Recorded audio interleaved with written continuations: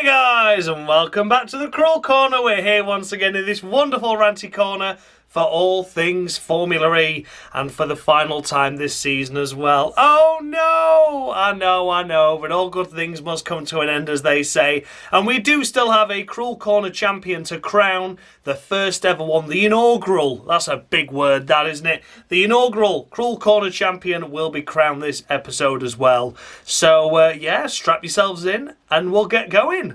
So if you've never seen this series before, I award the drivers out a maximum of 10 points based on their race weekend's performance, and I go all the way down to 0 if they have a particularly bad one. Take a look out for bonus points though. They're sometimes enough. Some drivers to do something extra special during a race, and on the rare occasion I do award minus points to those drivers to do something extra special, but for all the wrong reasons. So before we crown the champion, you need to take a look at the current Crawl Corner standings then, don't you? They're on the screen now for you to take a look at. See where your favourite driver is, and can you see him going up? Can you see him going down? Realistically, it's between those two tied at the top, Nick Cassidy and Jake Dennis. One has just won the championship outright in Formula E. The other one lost it in suspicious circumstances, shall we say, in the previous round yesterday. If you've not seen that episode, I'll put the link up in the top corner so you can watch that one and hear my thoughts on the incident that happened between the teammates there of Cassidy and Buemi. But yes, one's missed out on the overall Formula E title. One could be crowned the Crawl Corner champion. So you never know. We'll see what happens. Will Jake be doing a double, or will Nick Cassidy pip him to the post? So let's kick things off with the race winner then, and it is Nick Cassidy. It's great to see him end the season on a win, especially after what happened in yesterday's race happened. Yeah. I don't really want to go any further into detail about what happened yesterday, but this race you could just tell he was racing for himself, wasn't he? As much as this result ended up claiming Envision the team's championship, he didn't care. You could tell he wasn't bothered. He was just driving for himself. He wanted to win another race, and he goes off to Jaguar. A very happy bunny to be leaving the Envision team, I would imagine, after what happened yesterday. And, yeah, you know, it was very much a tame affair, this race, wasn't it? Let's be honest, there's not really much to talk about. Wherever the cars qualified is pretty much where they finished the race, due to the conditions especially. We had a lot of laps behind the safety car, red flags multiple times as well, as they were trying to work out whether the conditions outside, of course, with it absolutely tipping it down, were safe enough for drivers to race. And obviously the spray then means that people have to get a gap so that they can see, and then that means that they can't attack. So for Nick Cassidy, he led from the start, and he went and won the thing, didn't he? So yeah, Nick Cassidy this weekend, pole position once again, 2 pole positions in a row. Despite not having any at all this season, he goes and does the double with 2 in London. The first one yesterday, of course, coming through as a result of Mitch Evans' penalty that he had for taking Cassidy out. So there was some justice there in yesterday's pole position. And then in this pole position, of course, it is Nick Cassidy that was full on merit, taking the pole position, leading the race and winning it. So congratulations, Nick Cassidy. Commiserations to you not winning the overall title, but it is 10 points on the crawl room to him, a maximum 10. I can't give him any less than that. He put himself in the position in qualifying, so when the rain did come, he was in the lead. He took charge. He was the only one that could see anything. So congratulations to Nick Cassidy. A perfect 10 to him. Finishing in second place, it is Mitch Evans, of course. What could have been for Mitch, not just in terms of the overall title, but in the Crawl Corner title as well, because without that incident that took Nick Cassidy and himself out just a couple of races ago, he could have been on for the title contention of the Crawl Corner as well as the overall. So yeah, double whammy, I'm afraid. But for Mitch Evans this weekend, again, as mentioned, started where he qualified, finished where he qualified. It was just a tame affair around here, wasn't it? You know, nothing much to talk about, sadly. And for Mitch Evans, it's 9 points. 9 points to him for that. Good effort once again. A second place, a solid second. Those 2 drivers going to be teammates next year at Jaguar, Nick Cassidy and Mitch Evans. Going to be a force to be reckoned with. I think that is potentially the strongest driver pairing in Formula E going forward into next season. And I've got a funny feeling Jaguars could do a Red Bull in Formula 1 and just dominate, because if one driver's not quite up there, the other one certainly will be. Of course, Formula E is a little bit more unpredictable, of course, with the attack modes and things like that, and when you take them and energy efficiency. Jaguar started this season off slowly, but really gained momentum and really built momentum. So if they can start how they finish this season, going into next season, hands down champions in everything. I really do. I think it's going to be a battle between Mitch and Nick Cassidy for the title next year. I'd be happy to see it go to either of them. Both great guys and both deserving of a Formula E title. So yeah, 9 points to Mitch Evans, and I can't wait to see what happens next season with Jaguar. Finishing third place, it is Jake Dennis, rounding out his fantastic weekend with another podium position. He had nothing to fight for, he wasn't bothered about going forwards. Just picks up a nice trophy, doesn't he, to end the season. So the most successful driver in a Formula E season, in a single season I should say, with however many podiums he's had. 12, is it? 13? 11? Somewhere around there anyway. He's had a lot of podiums this season, and yeah, just one place that he finished fourth in, that he finished the race without any fucking dramas, and was able to pick up a fourth place. Apart from that, it's either been podium or nothing. So yeah, a fantastic season by Jake Dennis, and fully deserving of the overall title, to be honest. He has done a great job. So for Jake Dennis, I'm going to award him 9 points on the cruel corner to him, because he's done a solid job, another podium, a great effort really, and yeah, fantastic job. 9 to Jake Dennis. Finishing just outside the podium positions, it is Norman Nato in the Nissan. No, Norman Nato in the Nissan. And well done to Norman Nato, because this position finish for him means that Nissan finish ahead of McLaren in the standings overall. So a crucial fourth place for Norman, and delivering 2 good points finishes over the course of this weekend, with the 7th place he had in yesterday's race, I believe it was. He was knocked back due to a penalty though, wasn't he? Crossed the line 5th. But this race, finished 4th place. Fantastic effort, fully deserving, great job, and like you say, he nets Nissan the overall 7th place in the constructors. I'm sure Nissan would have wanted a lot more from this season than just 7th, but when they're down in 8th, they'll take a position higher for the prize money. So for Norman Nato in the Nissan, it's going to be 9 points to him as well. Solid job this weekend by Norman Nato. Unsure as to where he could be heading next season. People are tipping that De Vries could be in that Nissan alongside Fenestraz, and it'd be a shame if Norman wasn't in Formula E. I think he's done some really good drives this season. He's not been the most consistent of drivers, but neither is that Nissan, has it? So it's difficult to see. I know Venturi was a bit up and down a couple of seasons ago, but delivered a win in the final races. Yeah, Norman, a great guy, likeable character, and I think he is definitely deserving of a Formula E spot, and it'd be a shame to see him missing off the grid next year, especially after the run of form he's had in the last few races as well. He got a big boost of confidence there, and he can carry on that momentum into another team next season. If it's not with Nissan, we'll wait and see. But for now, 9 points to Norman Nato. A good season, a solid season overall for Norman, and yeah, be interesting to see where he ends up next year, if he is on the grid at all. Finishing in 5th place, it is Stoffel van Dorn in the DS Penske. A disappointing season for DS Penske, it must be said. Where were they? 6th in the standings overall, I think it was. Yeah, just a bit disappointing, wasn't it? But here it is. At least it's a good haul of points in the final race for Stoffel van Dorn. He's been very much the miss guy rather than the hit guy, hasn't he, this season. So for Stoffel van Dorn, for a 5th place finish, I'm awarding him 7.5. I think that's a good score overall. It's solid, isn't it? Nothing special, but it's solid. And yeah, just yeah. I just don't know what to say. Stoffel van Dorn, from a champion last season to struggling to score points in some races this season. The whole package of DS Penske and their 2 drivers that they'd signed, which was, of course, Verne and Van Dorn that we're talking about now.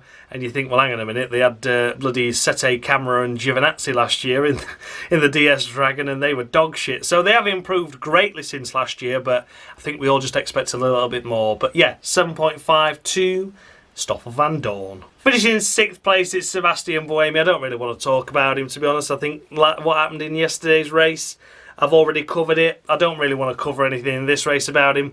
I'm just giving him 6. He's getting 6 points, and that's the end of that. Not on form compared to his teammate who went and won the bloody thing this race. And yeah, the less said the better. 6 points to Boemi. Finishing in 7th place, it is Sam Bird, of course, disqualified on the cruel corner anyway, and will remain that way, but here he is finishing 7th place. Couldn't do anything to overcome Boemi ahead. Not that that would have made any difference to Jaguar's overall standings. They were slipping down to 2nd anyway, and were in 2nd place as a result of Cassidy's pole position by 3 points. And then, of course, both Jaguars would have had to finish ahead, but it's a shame he couldn't finish ahead of one of them in Boemi. But yeah, Sam Bird's season, very disappointing this season, taking his teammate out twice, and rumours that he's going to go to McLaren next year, replacing Rene Rast. Now, Rast has had a few bad races towards the end of the season. McLaren have slumped a little bit in their development, it must be said. But Bird wouldn't be a great choice for that car, would he? I don't think he would be. But there we go. Disqualified anyway to Sam Bird. And 7th place is a few points that rounds out an incredibly disappointing season for him. Finishing in 8th place, it is Nico Moller. Qualified 8th, finished 8th, as mentioned. All these cars and drivers really just sort of started and finished where they were, apart from maybe 1 or 2 cars just swapping a position here and there. But yeah, overall for Nico Moller, it rounds out a solid season for him in the car that he had. Nico Muller, compared to Robin Freitz, has been the driver that's been scoring the bulk of the points. Freitz had the glory, of course, with the pole position at Berlin, which was nice to see. But yeah, he has been very much the last few races. He has been the dominant Abt Cupra car, putting the car higher up in qualifying than what his teammate Freitz has been. And this weekend overall was no exception. I think he was up in about 11th, 12th in the first race yesterday. And in today's race, qualified 8th. The conditions meant he could stay 8th.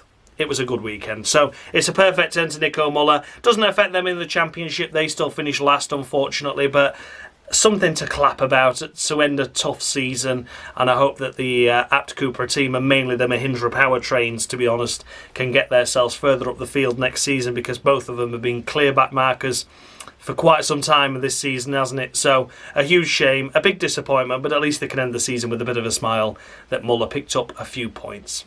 10 points to Nico Muller. Finishing in 9th place, it is Dan Tinktum, and I mentioned in yesterday's episode that the Mahindra squad had swapped the places around.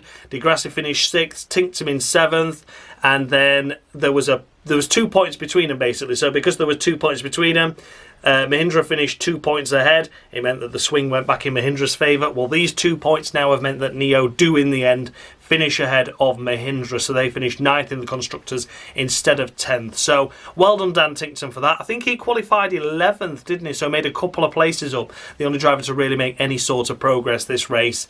Dan Tinktum overall has been an up and down season.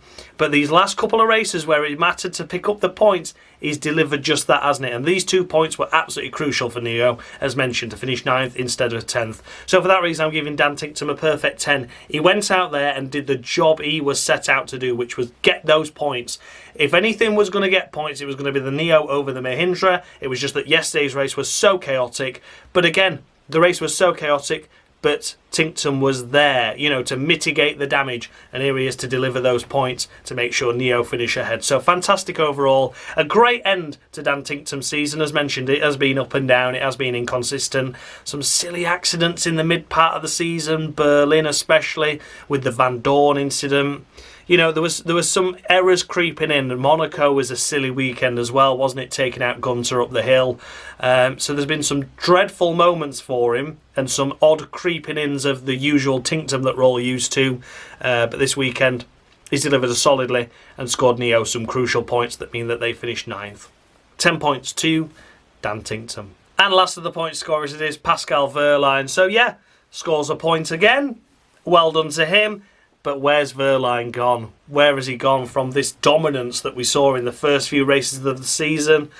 And then since then, he's just gone and picked up 7th, 8th, 9th, 10th. He's been consistently inside the points, but not doing anything special and picking up those good points that he should deserve, the big haul of points that we know that car is capable of.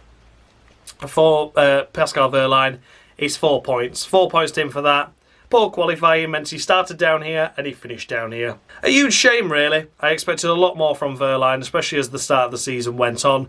I thought it was going to be the Wehrlein and Jake Dennis affair, and it really wasn't, was it? Jake Dennis just carried his momentum on after a couple of difficult races, getting taken out but his momentum firmly went back into his favour.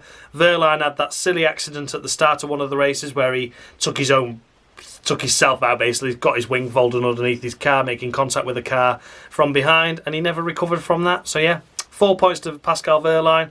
Disappointing end to what could have been a championship winning season. Just outside the points and finishing in 11th place, it is Edoardo Mortara in the Maserati. The first time that neither Maseratis haven't got inside the points for quite a while, actually, isn't it? Mortara picked up the points yesterday's race. Today's race didn't, and neither did either driver. So yeah, I have to go back quite a bit because Gunter's been on form for quite a while, but this weekend was a bit of a dud for him. Disqualified on the cruel room anyway, of course. Edoardo Mortara will remain that way, of course. And yeah, I don't really know what to say other than it's just been a mess season, hasn't it? You know, tough one for him, been really, really bad. He's been the shunter out of the two. In fact, both of them were shunting at times, weren't they? But yeah, Mortara just never got it together like Gunter did. And should have apparently got a contract there for next season. I'd be buying him out of it if I could. It'd be worth that over the damage and the lack of points that you're going to score going into next season. So, yeah, there you go. Disqualified anyway.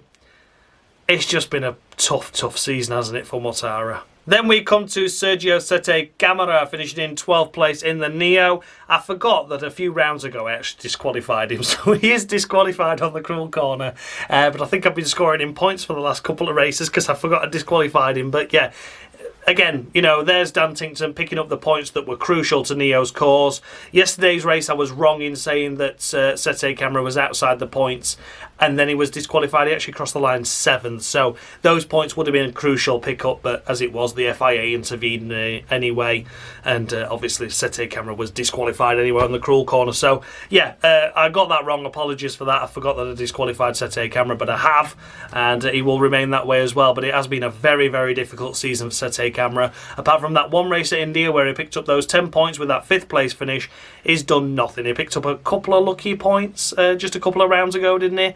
And then that's been it. So yeah, very disappointing. His points, of course, have contributed to Neo finishing in that 9th place, but, you know, he should have had a lot more. So disqualified anyway, and a tough season for Sergio Sette Camara. Next up, we come to Rene Rast in the McLaren. It's just been a tough weekend, hasn't it, for Rene Rast? It must be honest. It's just been a tough season for McLaren. I mean, where they started this season, where I thought Jake could get a podium, you know, that 4th place finish, Harry in the back of Di Grassi, it was only his lack of experience in a Formula E car that meant he couldn't get round him. Then Rene Rast picked up a podium the next race, was it? And it looked so promising, but they've just took a sudden nosedive in form, and they've got the Nissan powertrain, and Nissan seem to have found something to carry their season on, whereas the McLarens have slumped. So big disappointment. For Rene Rast, I've awarded him a middle of the row 5, and that's all I'm really going to score him. It's been an up and down season, mainly down though to end the season with, and rarely picking up the points. So middle of the row 5 to Rene Rast. Disappointing end to what could have been a season of so much more than what they ended up with. Finishing 14th place, it is Maxi Gunter, and Maxi Gunter in the Maserati. It's just been an off weekend. Just been an off weekend for him this weekend. I couldn't quite remember why he ended up so far down the order in yesterday's race, but this one was basically due to the poor qualifying effort and couldn't make progress in the race because of the spray, and people just wanted to take it easy and not bin the car, which I totally understand. For Maxi Gunter, I've just awarded him 4 points for this race, which I think is as good as it's going to get, to be honest. A little bit below average. We're used to seeing him inside the top 5. As a minimum top 10, you know, but definitely more often than not inside that top 5 positionings. You know, he's taken podiums, he's taken wins. His season came alive in Berlin, and then since then he's been on form. But this last round, just a shame. It just didn't quite work out for him in London, and even so, I think he's done enough of a job to be able to keep his seat at Maserati, should they not take De Vries, because that's the rumours as well. If De Vries doesn't end up at Nissan, he'll end up at Maserati, so we'll see what happens there. But it would be a shame to lose Gunter off the grid, since the second half of the season especially, he's been blinding. He has been blinding, and if he can start a season as he ended this one, he should be on for good form, but it's just been very erratic, hasn't he? So I would give him another chance, but with an air of caution, I'd put it that way. But yeah, for now, just 4 points to Maxi Gunter. And yeah, let's see if he stays on the grid for next season. The second of the Nissans, it is Sasha Fenestraz, and a bit like Gunter, had a tough weekend overall, it must be said. Norman Nato did a much better job this weekend than his teammate, of course, in Sasha. Yeah, it's a middle of the road 5 from me. I don't want to discredit Sasha too much. The Nissan powertrains have been incredibly inconsistent, as mentioned, with the likes of Rast and Hughes and the McLarens and everything. But yeah, just a bit like a Gunter, really. Couldn't find his feet in London, and just a bit of a shame. But yeah, overall, it's been an okay rookie season for Sasha Fenestraz, and it's 5 points to him for that. And then we come to Antonio Felix da Costa. Yeah, a shame that it seems so far down here, to be honest. Qualified 20th, his worst qualifying of the season in the final race of the season, and could make no progress whatsoever, finishing the race here in whatever this is, 17th, 16th. Yeah, he's not done great, has he? But yeah, big shame for da Costa. Had the podium taken away from him last race, of course, which at Porsche are appealing. And then in this race, qualified solo down the order. Made no progress due to the weather conditions. And that was that. So for da Costa, I'm awarding him 3 points. 3 points overall. And a bit of a shame, really. But there we go. That's racing, isn't it? That's life.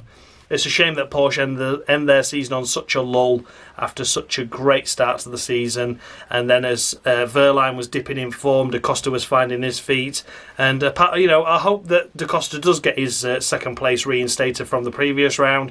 But this race was just a bit of a disaster. 3 points to da Costa. Next up is Robin Freitz in the second of the Apt Cupras. Again, just as mentioned with the Nico Muller, to be honest, the Apt powertrain obviously is Mahindra, and they've been terrible this season, but Freitz has very much been in the shadow of Nico Muller for these last few races. For Robin Freitz, I've awarded him a middle of the road 5 again. Difficult car, difficult conditions. Can't expect much from him in qualifying, but his teammate did a far greater job, and that's why he's getting half the points that his teammate did, basically. And yeah, just a very average performance for Robin Freitz. I'd love to see Apt Cupra and Mahindra do a lot better next season, but we'll have to wait and see. Need to get their act together with the powertrain and see what happens. But for now, middle row 5 to Robin Freitz. Then it's Lucas Di Grassi after a great 6th place finish, of course, avoiding all the chaos in yesterday's race. He's down back here, pretty much where the Mahindra lives now, at the back of the grid. Such a shame to see, isn't it? And again, it's just an average weekend overall, an average race for him overall, an average qualifying. Nothing that's ever going to blow anyone's minds, but again, with the weather conditions, no one can overtake. The qualifying was to be as expected. It's a middle of the road 5 to Di Grassi as well for that, because at the end of the day, it was just average. I can't do any better than that, I'm afraid. So yeah, middle of the road 5 to Lucas Di Grassi. Finishing so far down here, it is Jake Hughes in the McLaren. Difficult one, isn't it? Very difficult indeed. What a disastrous couple of races for Jake. He did pick up that 1 point in yesterday's race, of course, but it wasn't enough to hold back the Nissan's point scoring haul that leapfrogged him back into the advantage and picking up that 7th place. In the Constructors, Jake has been very anonymous this race weekend, it must be said. That one lucky point might be taken off of him if the da Costa podium gets reinstated, of course, from yesterday's. In this race, there's nothing to reinstate. You could disqualify every driver ahead of him and Jake could still finish 11th. So far down the order he is. So it's going to be 3 points to Jake Hughes. Poor qualifying, and the race couldn't do anything again. Shame. Big shame. Then we come to the last of the Mahindra powertrain cars. It is, of course, Roberto Meri. And again, same as yesterday's race. Don't know what to expect from him. Can't expect much from him. It's just been a jumping at the deep end, see what happens in a poor car that's underperforming. And yeah, qualified himself in last place, but did make up a couple of places. We'll come to the other 2 behind in a moment. And yeah, it's just 4 points. 4 points to Roberto Meri.